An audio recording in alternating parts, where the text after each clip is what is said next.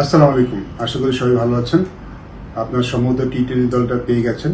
এটা আমাদের প্রথম দুটি টি-20-র জন্য দেওয়া হয়েছে। পরবর্তী 3 নম্বরটা আমরা পরে ঘোষণা করব। আপনারা দেখেছেন দুজন নতুন মুখ আমরা ইনক্লুড করেছি, রিপন মণ্ডল এবং আব্দুল গফফার সাকলাইন।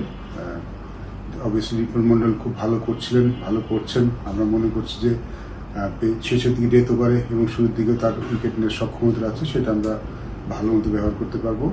আর আব্দুল গফফার সাকলাইন আমরা একটা বোলিং অলরাউন্ডার খুঁজছি। তিনি হয়তো আমাদের সেই অপশনটা হতে পারেন, সেই চিন্তা ভাবনা থেকে তাকে দলে নেওয়া। 200-র বেশি সার্ভিস ও ফিচারে লেনদেনের সব বিকাশ অ্যাপে সম্ভব। আশা করছি তিনি আমাদের ভবিষ্যতের জন্য সেই বোলিং অলরাউন্ডার যে জায়গাটা সেটা পূরণ করতে পারবেন। তিনি রিসেন্টলি ভালো ফর্মে আছেন, আশা করি তার সেই ফর্মটা আমরা কাজে লাগাতে পারবো। অবভিয়াসলি আমরা কিছু নতুন মুখ দেখতে চাইছি টি-20-তে। এই জন্য হয়তো আমরা একটু বিশ্রাম দিয়েছি নাহিদ রানাকে, তাসকিনকে। নাহিদ রানা অবভিয়াসলি ওয়ানডে ম্যাচের পরে তার একটু বিশ্রাম দরকার আছে টেস্ট ম্যাচের আগে।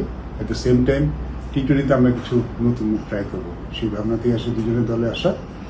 আর বাকিরা তো সাইফুদ্দিন যে আরেকজন অলরাউন্ডার আছেন, ব্যাটিংয়ে তো যারা আছেন তারা সবাই আছেন, আগে যারা ছিলেন। তো সেখানে আমরা তাদের বোর্ডটা পরিবর্তন করে নিব। আশা করছি আমাদের দলটা এবার টি-20 সিরিজটা ভালো খেলবে। সবাই ভালো থাকবেন। আসসালামু আলাইকুম।